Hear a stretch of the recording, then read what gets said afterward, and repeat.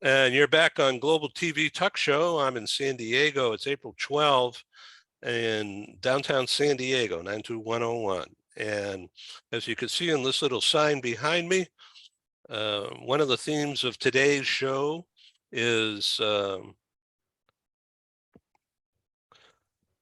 serenity that we cannot control the wind, but we can direct the sail and adjust which way that boat's going to go. And we have an expert with us, Felcicia Searcy, who's known as the impact multiplier. Welcome. Thank you, Ed. So happy to be here today. And thank you. So you mentioned earlier you're in Arizona. Yep. In the Phoenix area? Tucson. Oh, Tucson. I've been there, Yeah. but a long time ago. So anyway, it's really a nice area. It gets a little hot in the summer. Where do you go in the summer? Well, we're one of those zonies that comes to San Diego sometimes. I see. Mission Beach, maybe, right? Right. Or like we're planning a week. June is the hottest month, so we're planning to get out and head up toward drive up to Colorado with our truck and our bikes. Yeah, get into the mountains. So we're going to introduce you a little bit. I'm going to ask for your help. Felcicia Searcy is known as the impact multiplier. She's, and I'm reading this, 4-time award-winning transformational coach, which means self-help, I guess. Right? Well, and getting help from somebody else. Yeah, okay. And also known as an international speaker. And your thing is revealing the secrets, right? The secrets that let you leapfrog your struggles and disappointments to living big. And so one of the things I read in your notes here is about breaking the cycle of being almost there, but not, unable to get over that valley of what? Disappointment or troubles. Well, or belief. Right? You really can have it all. So so can I just launch in, or? Please. I'm talking too much. You know, so the thing that when I am driven to do is to help people understand just how powerful we really are. It's breathtaking, this power that we've all been given.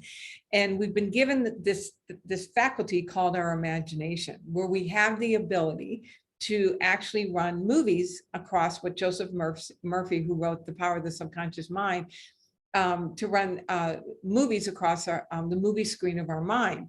And people have a sense of this, right? I mean, you know, as I'm talking about this, people are like, yeah, I know, you know, the power of my imagination and its mindset, and I can, you know, think about it and visualize it, and I can have it. But people don't really understand how to unlock that power. And so one of the things I help you understand is that we live in this field of energy that, you know, quantum physics calls the quantum field. I don't necessarily understand it, but I don't have to understand electricity to flip the switch to get light, right? So we live in this field of energy, and everything is energy. And quantum physics is actually proving what spiritual masters have taught throughout the ages, that there are waves of unformed energy, like undefined energy, hanging out what they call superposition.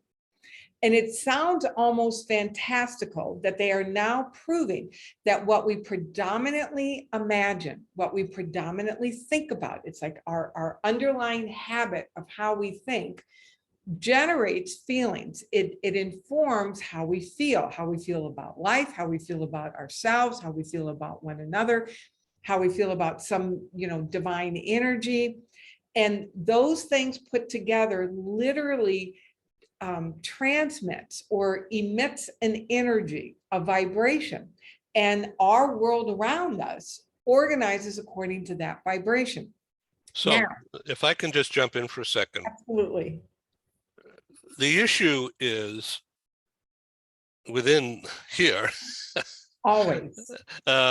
You got to make room for tapping into that, because sometimes, you know, you just overwhelmed and you think that it's the end or whatever, you know, what's next. But what I have found is that it doesn't work all the time. But if you can find some space and tap into a source of, I don't know, peace, Yeah. and admit that you can't control everything, but perhaps you can do something. And then that creates some space for perhaps an understanding to develop that you didn't have 10 minutes ago. And then all of a sudden something else happens, and that opens that other door. Now that's the transformation. Is that correct? Well, absolutely, it's a piece of it, right? Because what most people don't understand is that our imagination is working all the time, right? And most people will use their imagination to terrorize themselves. That you'll start looking at your world, and you'll look at everything that's going on in your world, and you'll now start reacting, thinking, I have to do things in order to control my world. And you're going down a trajectory in your imagination of some, things that you don't want are happening. So now you're organizing your life around what you're afraid is going to happen, rather than really understanding the power that we have and causing yourself. So I'm going to actually use the word control, to actually cause yourself to control what you're seeing in your imagination, which is why having a vision that brings you alive is so important, because that then informs what captures your attention, how you see yourself, what you believe is possible, and then the actions that you take. So when we talk about living an almost it life, we're these amazing divine beings that are created for really wonderful things. I mean, we're designed for success. We're actually divinely designed to desire things. That desire, it is innately built into us to desire things. Now, this isn't to want things to fill a void in order to feel okay. The desire, the divine, design for desire, is the process that life wakes us up to more of who we are created to be, and to help us discover more of what's available for life and from ourselves. So what happens is that people have a level of understanding of that, and they'll feel a dream being revealed to them, that they'll capture a dream and they get excited. But your current level of what you believe is possible from who you are today starts looking at that dream, starts looking at that desire, and you start chipping away at it, because who you are today can't see the possibility of it. And that's when people water it down. And when you water it down, then it's an almost it. It's not really what it is that you deeply desire. The thing to understand is that who you are today doesn't know how to do it. You don't know how to do your dream. And as you live into it, it informs those areas where you are to grow into, those qualities and capabilities and capacities that you are to own and develop about yourself. So you can be the person who can live into this dream, who can achieve it.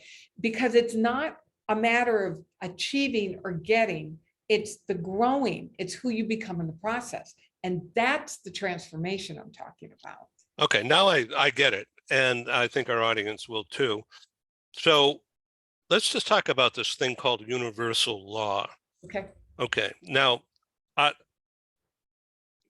I'm not an alcoholic and I never have been. However, that prayer that they use about praying for serenity and comfort and peace, The serenity prayer, is to find space, to Mhm. allow another thought to enter your head, That's relevant to whatever the heck you want it to apply to, and that you don't have, or you think you don't have the answer, and yet you have all the worry and the demons, especially in the dark of night. But sourcing, just allowing yourself to source for that kind of thing by reciting those words, yeah. is like a light switch that doesn't happen quick. but it's certainly a depressed, not that's a wrong word. It's a comfort zone, not a depression, but Yeah. it's whew. And then you close your eyes or go to sleep or you open a book or watch a baseball game. And then 20 minutes later, you're not even thinking about those bad things, all those awful worries. You're thinking about maybe something different totally. But Yeah. that allows, in my case anyway, allows a space to be filled with another way of looking at that old problem. Yeah, what I love about this, and just so you know, I'm not an alcoholic either. I am a member of the Friends and Family program. That there's a program for those of us that have been impacted by somebody else's No, alcoholism. I didn't know that. I just know about the prayer as uh, something that has helped me. Yeah, so the serenity prayer, God grant me the serenity to accept the things I cannot change. Exactly. Yeah. I can, and the wisdom to And it know. doesn't matter who your God is. That's it. It's a universal presence, however you define it. The thing that I would add to that, and that I have added to that, understanding the background of what you're talking about, of letting go and breaking the pattern of obsessing about worrying, is that the layer to add is to understand that yes, we can't control the wind, but we can direct the sail, and our sail is our imagination, right? Because when you're worrying, in that moment, you are allowing your imagination to go down a trajectory that's scaring you, that you are effectively projecting into the future, something that's happening in the world or something that's gone on in the past. When you understand the power of vision and being able to entertain a different possibility and to allow that vision then to inform who this this possibility is asking you to become, you then begin to tap into a stream of divine intelligence where there are higher ideas available to you. Right. Because where did that stuff come from? You just said the stream of higher intelligence. And where was it before? How come I didn't see it?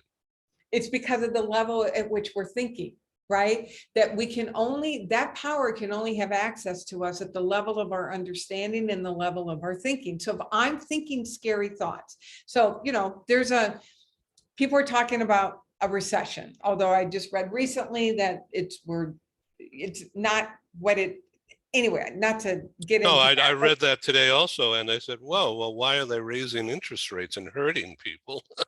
Yeah. So people read that, Mm. right? And then there's a physiological reaction. It's like, oh my gosh, I should hunker down. I should do this. I should do that. And I'm not saying that those ideas may not be good ideas, but anytime, and you use the word source, Ed, anytime we source ideas from a place of scariness, they're scarcity ideas. And the only thing we can continue to perpetuate is an experience of scarcity. When you come back to the awareness of who you are as this amazing being tapped into something that's beyond description, and that again we are divinely designed to desire, and that we are fully sourced and resourced, and you keep coming back to that and trusting the power of this dream that you're dreaming up. Now there's space in that, there's a sense of spaciousness in that. And now you have access to that stream of ideas that are always here. Think of it this way. This is what I get so excited about. I'm in Tucson. I came to San Diego. I was in San Diego in February and I flew. Let's imagine 300 years ago, if I wanted to get to Tucson to San Diego, I would have, walked or maybe rode a horse. There was no water at that point, except going down to Mexico and coming up around, right? But it would have been a long, dry, arduous journey. Just ask the Donners, right? Imagine this. Every single step along the way, we had the capacity to get on an airplane. We didn't invent flight. We made ourselves available for everything that was required for flight that was already here. We just made ourselves accessible to those ideas and those resources to then take them and seemingly defy the laws of gravity in order to fly. But what we're actually doing is that we learned how to work with the laws of gravity. It's the same thing with any idea or any desire that you have. The moment you can dream it up, when you're dreaming it up from a place of expansiveness, rather than a place of, oh my God, this has got to happen in order for me to be okay. Now you have access to the stream of intelligence that's always guiding us. One of the things I love to say, and I don't remember who said this, this is not mine, but and I don't remember who coined this, but the universe's first currency is not money, it's ideas. And when we make ourselves available for these expansive ideas, and we have the willingness in the face of not knowing exactly how it's going to work out to act on those ideas, you transform and your world transforms. So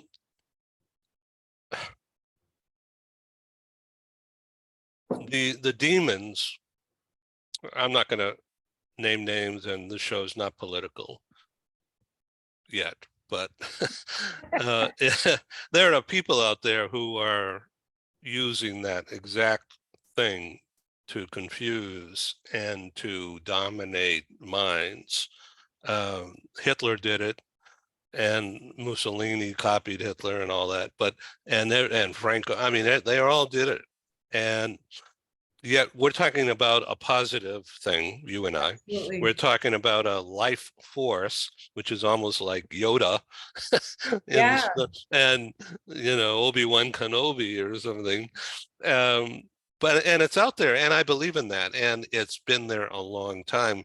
But people finding it for themselves and like capturing it and using it, that's the hard part.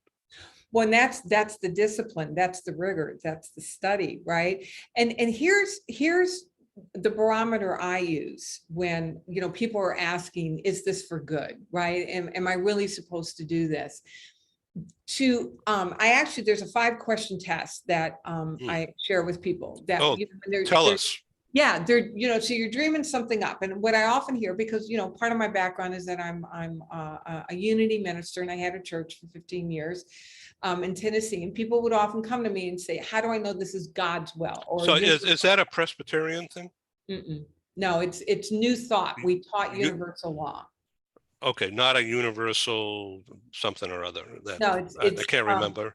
Yeah, it's under the heading of New Thought. And so what we teach are universal laws, effectively what I'm sharing with you here. Yeah, no, I think it's great. So please tell us those 5 things. Yeah, so people would come and say, how do I know I'm really supposed to do this? And so the 5 questions to ask yourself. Number 1, does it give you life? Do you come alive in the presence of it?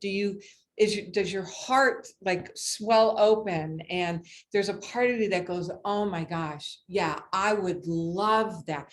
Not from a place of, oh my God, this has got to happen in order for me to be okay, but that there's an expansive feeling that you just feel your whole system resonating, say, yeah, that's it. That's number 1.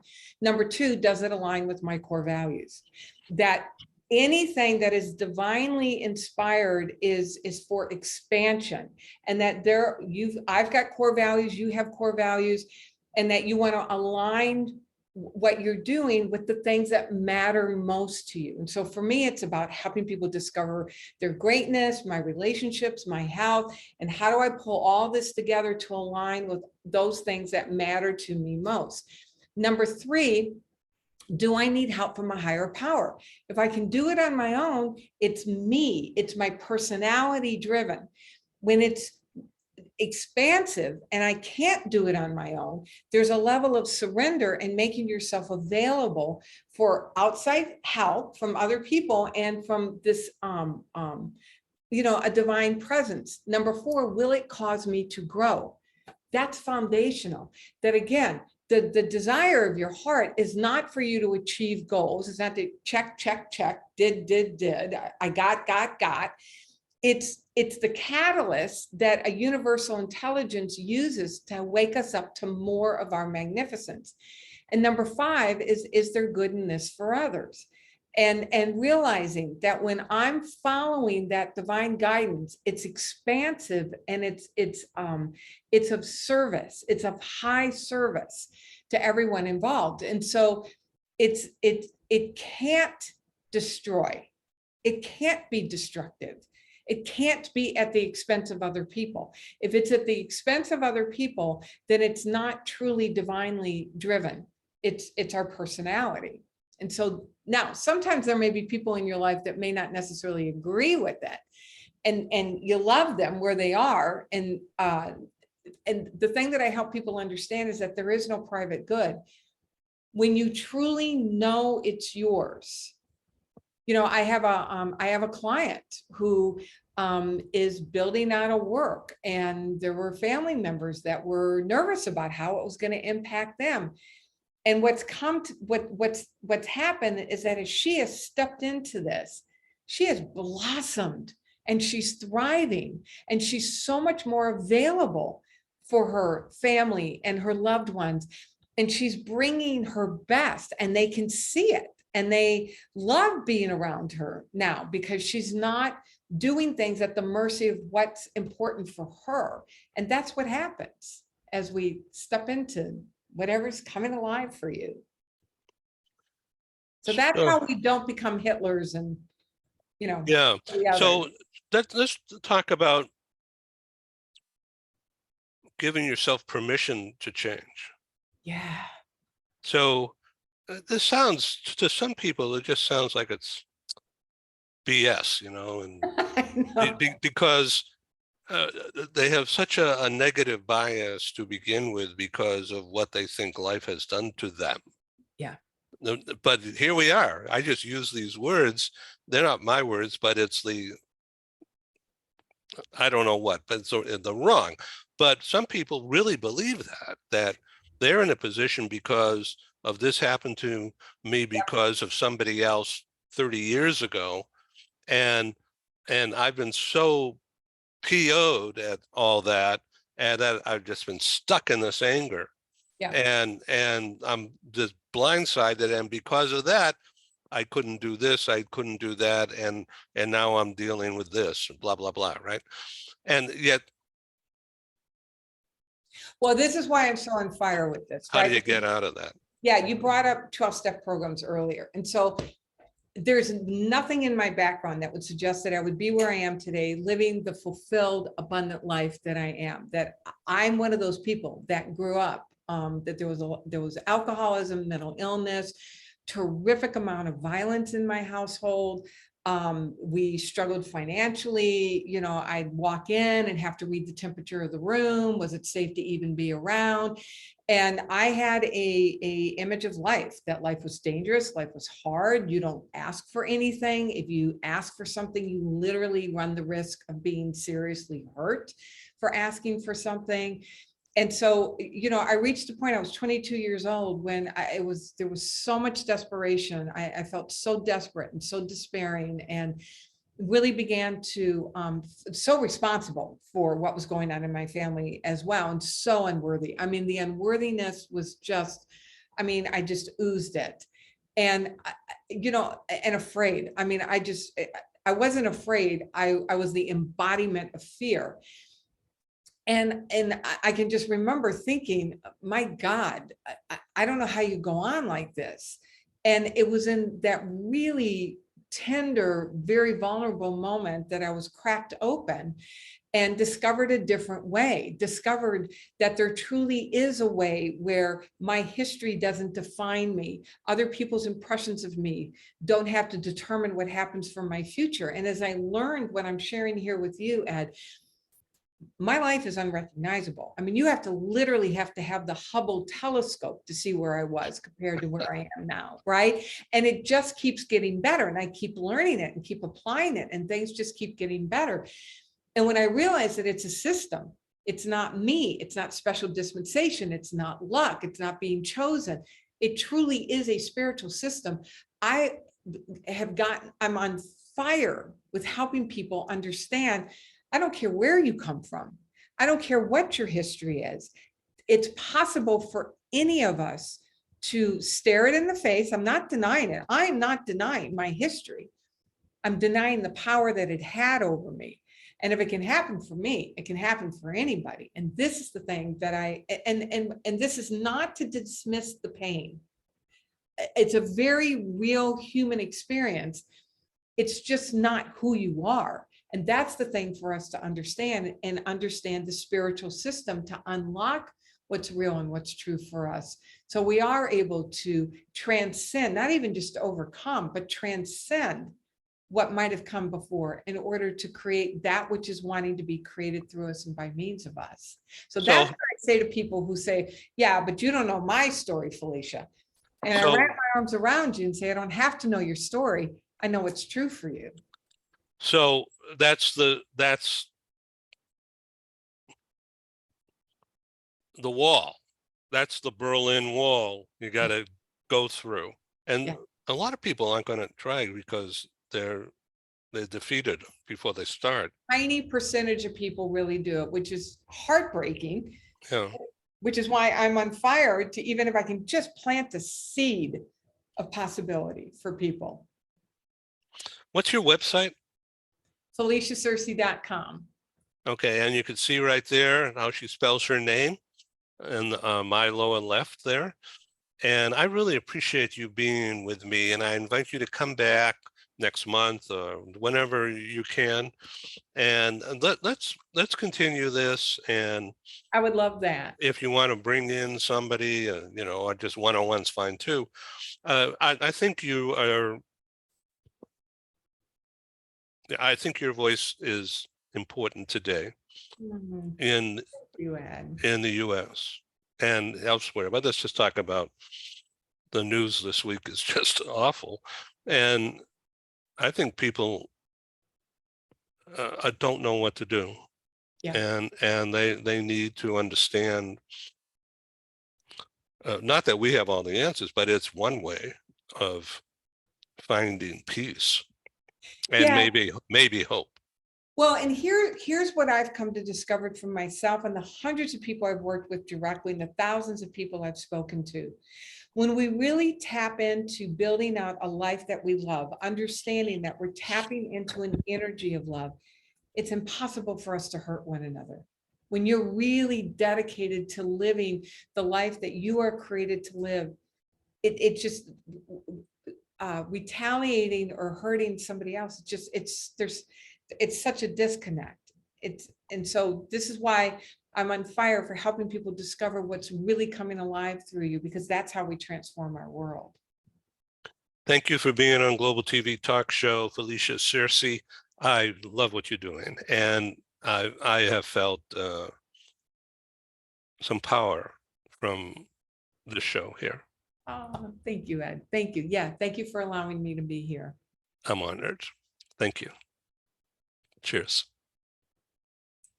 Thank you.